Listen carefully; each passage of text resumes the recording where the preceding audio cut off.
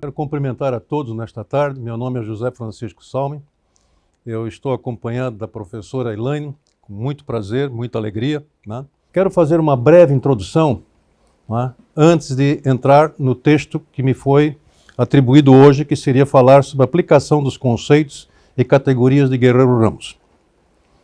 Nessas pequenas considerações, eu quero lhe dizer que eu retirei da obra de Guerreiro Ramos, e aqui eu preciso fazer um parênteses. A obra de Guerreiro Ramos não é só a nova ciência das organizações. A obra de Guerreiro Ramos são muitos livros, muitos artigos, muitas falas, muitas conversas.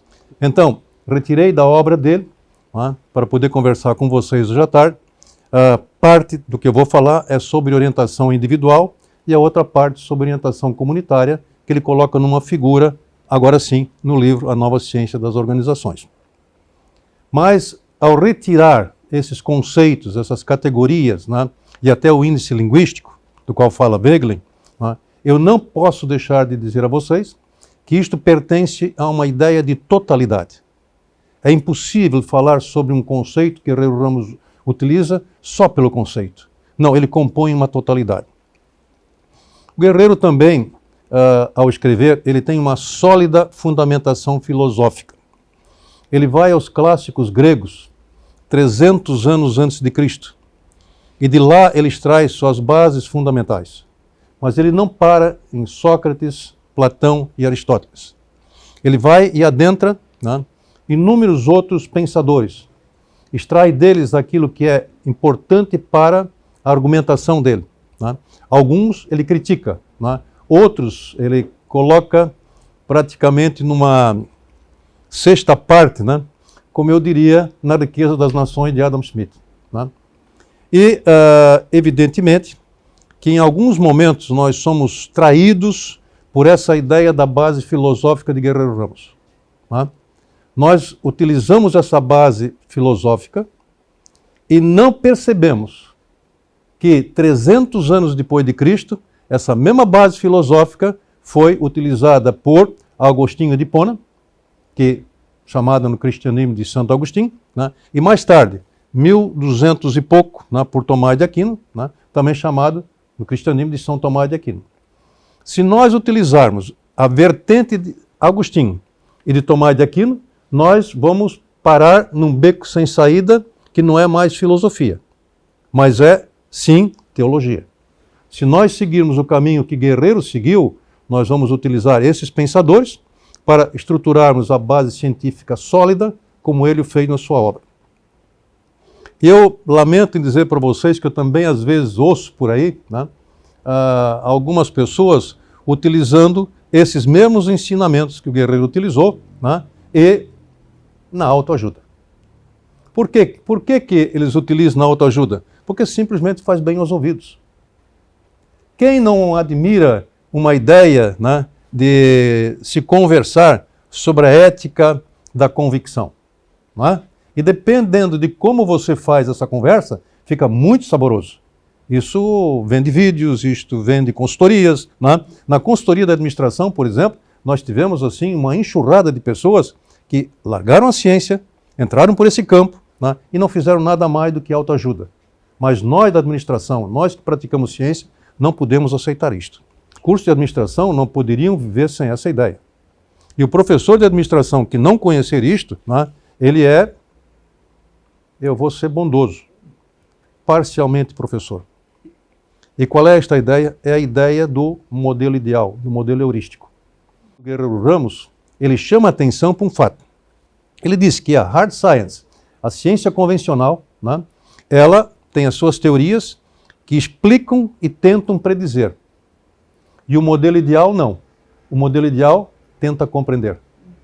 Então, a sala de aula em que o professor utiliza os modelos ideais e explica para os seus alunos, explica para os seus ouvintes a importância deste modelo, né, e do que ele trata, eu acho que esta aula passa a ser uma aula com outro entendimento. Eu poderia chamar esta aula de uma aula magnífica. Né? Uma aula que faz sentido para as ciências sociais. Diferentemente daquela aula quadrada, onde nós utilizamos a ciência convencional e tentamos usar teorias que explicam, mas às vezes nem explicam tanto, né? E ainda não tem condições de predizer. Então, o que eu vou falar para vocês em determinado momento deve se compor dentro deste modelo ideal. A teoria da delimitação dos sistemas sociais é um modelo ideal, é um modelo heurístico. E quando você tenta implementar esta ideia, e aqui vem um outro problema que nós enfrentamos na administração. Não só a administração, né? Mas muitas vezes nós temos um aluno estudioso, né? Ele é alguém assim extraordinário, e ele diz, é teoria, não funciona na prática. Né? É muito comum ter isto, né? Mas o que seria, né, o mundo, o que seriam as pessoas se elas não tivessem suposições, teorias não científicas e não tivessem teorias científicas? Seria, eu ousaria dizer que seria a extinção da mente humana. Porque tudo que nos rodeia, né, são crenças que nós temos, suposições que nós temos, nós pesquisamos e via da pesquisa nós provamos que aquele fato é um fato da realidade. Não é? Então, a teoria é fundamental. O modelo ideal é fundamental, porque o modelo ideal ele traz impregnado em si, né, muitas categorias, muitos conceitos que dão ideia não da materialização, mas da concepção da mente de alguém sobre aquele fato, aquela realidade. Então, o modelo ideal é sempre uma generalização e uma simplificação da realidade. Todo modelo ele é imperfeito, porque a mente humana não consegue captar todas as variáveis e todos os fenômenos que compõem essa realidade. Então, é evidente que o modelo ideal é uma necessidade para aqueles que estudam administração, não é? Para poderem compreender esta realidade, mas ao mesmo tempo é um óbice, não é? Para que se vá àquela realidade e diz eu posso replicar este modelo ideal. Isso não existe. Não é? Então, e há pouco eu utilizei aqui um palavrão que os professores dos cursos de administração não utilizam. Não porque eles não sejam competentes, mas é porque ele é um palavrão um pouco particular, né? Que é o índice linguístico. O índice linguístico ele está num livro de Voegelin, e Voegelin nos mostra que no movimento, né? Naqueles momentos da vida, né, em que há o movimento e que nós temos, pela nossa sensibilidade e pelo nosso sentimento mais profundo e mais íntimo, nós constatamos um fato. Esse fato não pode ser, não se traz esse fato como uma categoria, nem como um conceito. É impossível, só porque eu mesmo é quem posso identificar aquele momento. Então, esse momento, diz Voegelin, se me perdoe a linguagem da simplificação de Voegelin, naturalmente, eu não posso tentar nesses momentos aqui explicá-la completamente, e é muito difícil de explicar esse conceito, né? Mas, por exemplo, vocês estão... eu tinha que falar sobre exemplos, né? Não é isso? Né? Bom, vocês estão vivendo um determinado momento de vocês para aqueles que gostam de música. Por exemplo, alguém que gosta de uma coisa que não pode ficar fora da moda, né? Mas de vez em quando fica um pouco fora de moda, né? Que é escutar um Beethoven, escutar uma música clássica, né? Você tem aquele momento de enlevo, né? Você se sente realizado com aquilo. Aquilo te diz algo, entende? Que tu não consegues explicar e expressar pelas palavras, né? Naquele momento, aquilo é um instante, né? É um instante fugaz, né? Aquele instante fugaz é um momento de autorrealização. Dito com as minhas palavras. Se vocês forem dizer, só vocês é que sabem se vocês se autorrealizaram. Por isso ele não é um conceito, né? Ele não é uma categoria, né? Mas ele é um índice linguístico, né? Um outro ponto que eu queria chamar a atenção de vocês é a dificuldade que a gente tem de pegar a obra do Guerreiro e transformar aquilo que ele fala em exemplos práticos. Essa dificuldade que eu estou trazendo para vocês não é a impossibilidade de fazer isto. Não é que isto não seja possível fazer, é possível fazer. E nós fazemos isso todo dia, né? Mas por que é tão difícil? Porque é difícil para você pegar aquela categoria e aquele conceito, né? Trazer do Ramos, com toda aquela elaboração que ele deu, né? Com toda aquela profundidade que ele deu, né? E você transformar aquilo encontrar aquilo no correspondente a um exemplo. Né? O Ramos, evidentemente, que ele trazia dessa prática da vida e da comunidade, ele trazia para as suas ideias. Mas você fazer o caminho inverso, quando ele enriqueceu aquilo com profundidade, com o seu pensamento, né, com as suas ideias, com toda a base filosófica, né, com toda a base antropológica e sociológica, você pegar aquele pedacinho, trazer aquele pedacinho para cá e transformar aquilo num exemplo, é muito difícil. É extremamente difícil. Embora seja possível. Né? Mas com aquela riqueza, não sei se eu estou sendo claro, com aquela riqueza com que ele trabalha, né, trazer aquilo para a prática não é tão fácil assim. Né? Bem, um outro ponto que eu queria chamar a atenção de vocês com exemplos, né? Eu tenho ouvido falar que são poucos os que leem, né? São poucos os que conhecem, né? E são poucos os que se dedicam à obra de Guerreiro Ramos. Né? Então, também seriam poucos que seriam capazes de trazer exemplos na vida prática para aquilo que o Guerreiro fala. Eu acho que isso não é verdade. Eu tenho falado com muita gente. Aliás, eu tenho encontrado com sem número de pessoas que me falam coisas extraordinárias. Que estão, por exemplo, o pessoal que se liga a um pequeno grupo que resolve manter uma praia limpa, né? Cuida daquilo ali como se fosse a sua casa, entende? Trabalha para o bem comum. Não é? Eu, recentemente ainda, eu tive a oportunidade de conhecer um grupo desse. Eu perguntei, vocês já ouviram falar em Guerreiro Ramos? Quem? Eles nunca tinham ouvido falar em Guerreiro Ramos. Por isso eles não praticavam aquilo que o Guerreiro Ramos fala? Quer dizer, só pode praticar aquele que leu o Guerreiro? Isto seria contradição da própria obra do Guerreiro. Então, você tem um sem número de pessoas, né, que fazem um trabalho extraordinário, né, que trabalham em pequenas comunidades, aquilo que o Ramos chama no livro dele de isonomia. Né? Eu tenho pessoas, né, que praticam sistematicamente, que se encontram consigo, são capazes de desenvolver um trabalho, por exemplo, gostam de pintar, ou gostam de tocar uma música, né? São pessoas que vivem aquilo que o Ramos chama de fenonomia, né? Mas eles nunca ouviram falar a palavra fenonomia, né? Está fora do dicionário deles, né? Você fala para eles fenonomia, eles vão te perguntar o quê? Né? Então essas pessoas não praticam o que o Ramos fala? É evidente que praticam. Então, eu acho que tem muita gente por aí, entende? Que vive aquilo que Guerreiro Ramos escreveu, né? Embora nunca tenha lido o que ele escreveu. Né? Isso é fantástico. Né? Isso é fantástico. E eu acho que nós da universidade, nós, os professores, falhamos tremendamente quando nós nos achamos como os donos do saber. Né? Nós achamos que só nós é que sabemos. Né? Faz parte da nossa profissão. Você tem que valorizar aquilo que você faz, né? Mas você não é o dono absoluto do saber. Né? Eu, recentemente, ainda tomei conhecimento de um caso de um pequeno grupo de senhoras que trabalham e que dão conforto à mãe de crianças que num hospital infantil estão em tratamento de câncer. Né? Uma senhora que organizou isso, né? E que fez um trabalho extraordinário, um trabalho notável. Né? Eu gostaria de perguntar para ela, né? Pena que vó Gertrude já morreu, né? Mas eu tive a oportunidade de conversar diversas vezes com ela. E se eu pudesse hoje tê-la viva, eu gostaria de perguntar para ela o que ela acha do conceito de autorrealização. Hã? Eu gostaria de perguntar para ela o que ela acha do conceito de isonomia. Né? E o que ela acha de um conceito chamado organização substantiva. Aquilo ali é um exemplo perfeito, né? É uma obra perfeita para você chegar e fazer uma pesquisa. Por que a universidade não faz isso? Aonde é que estão? A universidade só existe para fazer pesquisa em hard science? Só naquilo que é a ciência convencional? Não é? Será que a universidade só existe para andar nos quatro muros, na caixinha? Né? Seria bom que o pessoal da universidade lesse a Alegoria da Caverna. Não é?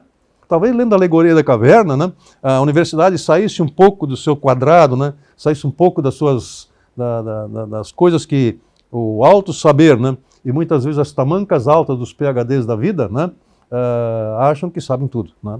Então, e o fio condutor dessa minha conversa com vocês, naturalmente, eu tenho que também parar de fazer críticas e falar um pouco sobre o assunto que vocês me pediram para falar. Né? Mas eu acho que era interessante quando vocês leem o livro do Guerreiro, né, e vocês vejam as críticas que ele faz. Né? E parece que das críticas que ele faz, ele elabora tanto, né, que depois ele chega no ápice das afirmações que ele faz. Eu sou um aprendiz de feiticeiro quando se fala em Guerreiro Ramos, né? Mas eu também gostaria talvez de sair dessa crítica e começar a conversar com vocês mais sobre essas categorias que vocês me pediram para conversar. E o fio condutor dessa minha conversa, né, naturalmente será a razão substantiva. A obra de Guerreiro toda começa, né, mostrando que o conceito de razão que nós temos é um conceito parcial. Parcial. Existe um conceito, né, dentro do conceito de razão que se chama conceito da racionalidade substantiva. Isto quer dizer que nós temos, o ser humano tem o predicado de ter duas razões? Absolutamente. O ser humano só tem uma razão. Nós não temos duas razões, mas a razão que nós temos, ela tem uma capacidade de cálculo e tem uma capacidade de, no momento em que eu coloco em prática aquilo que eu calculei, eu posso saber se aquilo é legítimo para mim ou não. Aliás, o que distingue o ser humano de fato dos demais animais? É a capacidade que ele tem de olhar para si próprio e dizer, valeu ou não valeu. Se ele olhar para si próprio e disser valeu ou não valeu, ele fez um julgamento à luz daquilo que ele tem de mais íntimo, que são os seus valores, né, e as suas convicções. Isto ninguém pode fazer por mim. Eu não posso julgar alguém nessa base. Só a pessoa pode se julgar a si própria. Não é? Então, a maior capacidade que o ser humano tem, essa capacidade de ser único, diferente de todos, não ser igual a ninguém, é a capacidade da razão substantiva. É isso que o transforma em único e o transforma em um ser tão importante, um ser tão extraordinário. Não é? E que, quando eu olho para uma outra pessoa, quando eu olho para um morador de rua e eu vejo nele um ser humano, eu vejo nele, se ele não tiver um problema de desequilíbrio, eu vejo nele um ser que é capaz de exercitar a razão substantiva. E é isso que torna esse ser para mim tão importante. Se eu não tiver a capacidade de olhar para ele nesses termos, né, eu estou olhando para um objeto, eu não estou olhando para um ser humano. Então, vocês vejam como a leitura do Guerreiro, né, se você começa a pensar um pouco, né, o Guerreiro não escreveu sobre morador de rua. Sou eu que estou... Eu nem tinha pensado em conversar sobre esse assunto, né? Sou eu que estou improvisando aqui com vocês, mas vocês vejam que quando a leitura do Guerreiro Ramos nos leva a refletir, né, o que nós podemos construir em cima dessa reflexão. O quanto, por exemplo, uma sala de aula pode se tornar rica, né, extraordinária. Então, a minha abordagem será um fio condutor na razão substantiva e, sem dúvida nenhuma, na multidimensionalidade humana. Né? E dentro da multidimensionalidade humana, e antes de entrar nela, eu vou aborrecê-los com mais alguns minutos na minha conversa, né? E gostaria de lhes chamar a atenção, e por se tratar de um vídeo, eu não posso incorporar agora as ideias platônicas para lhes falar sobre a caverna de Platão. Não faria sentido. Mas este é um vídeo, né? Este vídeo tem por objetivo fazer com que aqueles que nos veem, nos ouvem, né, fora desta sala, né, tenham um atrativo para ler Ramos. E devagar um pouco e tornar essa linguagem uma linguagem mais comum, né, eu acho que ajuda também aqueles que nunca leram nada do Guerreiro. Evidentemente que o Guerreiro não escreveu a alegoria da caverna, né? Isso é Platão. Né? Mas ela, traduzindo isso em linguagem mais comum, né, nada mais é do que um povo que habita uma caverna, uma área, né, onde não há luz. Né? Eles olham para as paredes, o que eles veem, a realidade para eles é a parede. Né? E era proibido sair da caverna. Até que alguém transgrediu essa ordem. Né? Parece que o mundo está precisando de transgressores. Não é? Parece que nós estamos precisando de alunos universitários que sejam transgressores. Né?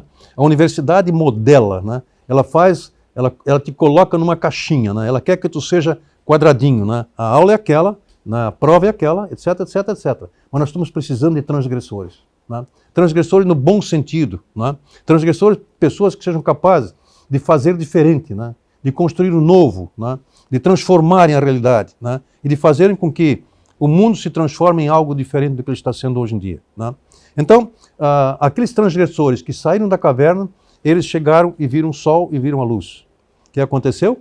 Nunca tinham visto a claridade, eles ficaram cegos. E para eles encurtar a história, né, mais tarde, com o tempo, né, outros saem, olham para a luz, né, se adaptam paulatinamente, né, e acabam enxergando a luz. Né. Isto me leva a crer que nós precisamos e nós devemos, isto sim, né, cada vez mais, né, fugir da caverna, lentamente olhar para a claridade, e quando vocês lerem a obra de Ramos e vocês não entenderem na primeira vez, não esqueçam, vocês estão lentamente saindo da caverna. Tá?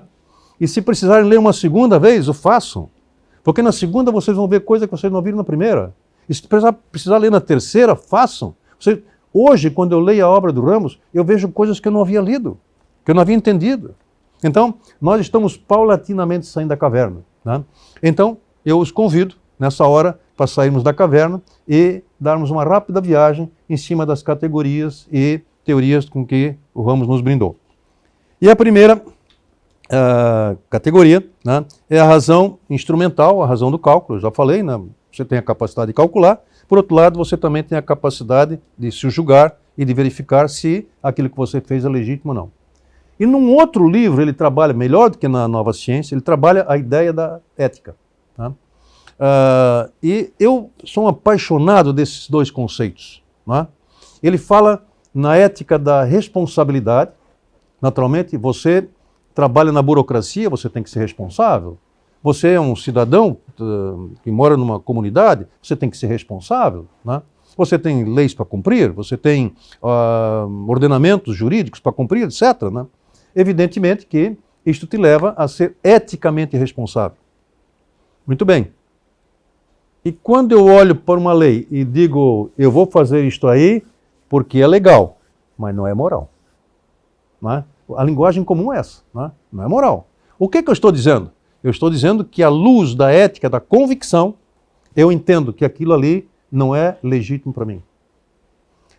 É preciso trabalhar bem essa ideia das convicções. Né? Ela não pode ser um processo que você adquiriu historicamente só, né? Porque aí você seria um objeto condicionado. Né? Mas há alguma ideia impregnada nessa ideia das convicções que tem um pouco a ver com aquele momento que Whitehead trabalha. Essas convicções, como elas se formam, isso não é um processo histórico só. Eu não sou produto da história só. Há algo em mim que não é só história. Os marxistas me desculpem, né? Aliás, o Ramos fala nisso. Né? Eu não sou um produto só da história. Eu sou algo mais. Esse algo mais é que não está bem explicado, né? Não está bem elaborado. Né? Ou o meu parco entendimento não entendeu essa ideia ainda. Eu devo dizer a vocês que como formado em administração, em computação, e mestrado em administração e doutorado em administração, eu sou muito técnico. Essas ideias todas que o Ramos trabalha, para mim muitas vezes são difíceis, né? Mas na tentativa de aplicá-las à vida, né, eu encontro algumas coisas que me ajudam a explicar. A multidimensionalidade humana, né, ela também é uma ideia muito interessante e fundamental. Quer dizer, se eu consultar Aristóteles, né, eu vou ver, e para poupar a ideia de eu ir lá na obra de Aristóteles, talvez indo na obra de Guerreiro Ramos eu consiga fazer isso com mais facilidade. Deixe-me vender meu peixe. Né? Façam essa ideia e procurem lá e verifiquem que aquilo que o Aristóteles chamou do zoon politikon, né, com todos os palavrões gregos que eu não quero repetir aqui, né, mas eu sei que lá havia alguma coisa que dizia que o ser humano é um ser político. Não é? E consultando Hannah Arendt, que é uma pensadora extraordinária, eu recomendo a todos que leiam a obra de Hannah Arendt. Ela é magnífica na condição humana, não é? E na promessa da política, né? E tantas outras, On Violence e tantos outros. Mas ela coloca uma coisa fenomenal. Aliás, duas coisas que eu quero lembrar para vocês aqui. A primeira é que eu só existo porque o outro existe. A ideia da participação é fundamental. Né? Por exemplo, coprodução, parte do princípio da participação. Mas por que a participação é tão importante? Porque se não houvesse a participação, eu não existiria. Eu só existo porque o outro existe. Vocês estão entendendo? Então, no momento em que eu digo que uma das dimensões é a política, né? A política, ela me leva necessariamente a trabalhar a cidadania. O que é a cidadania? Cidadania é a construção do bem comum. Me leva a participar da comunidade, não é? Ou até de desconstruir a comunidade. Não é? Me leva à ideia da democracia, de todos esses outros conceitos maravilhosos que existem. Mas além digamos assim, da dimensão política, né, eu também tenho a dimensão social. Eu sou um animal social, como todos os demais. Eu vivo a convivialidade. Né? E além disso, além da convivialidade, eu também vivo o comportamento. Nós somos condicionados. Não existe a possibilidade de fugirmos do condicionamento. Nós somos seres condicionados. Em parte. Em parte. Em parte. E na maior parte, na menor parte. Né? E, finalmente, eu também sou um ser da economia. Um ser do mercado. O mercado e a burocracia, o mercado é o melhor alocador de bens e serviços. A burocracia é uma estratégia para produzir bens e serviços com a melhor forma possível. Nós não inventamos nada melhor do que o mercado e do que a burocracia. Agora, o mercado tem o seu espaço, a burocracia tem o seu espaço. A convivialidade é outro espaço e a política é outro espaço. E o meu espaço privado também é outro espaço. Eu acabei de lhes conceituar o que é delimitação dos sistemas sociais.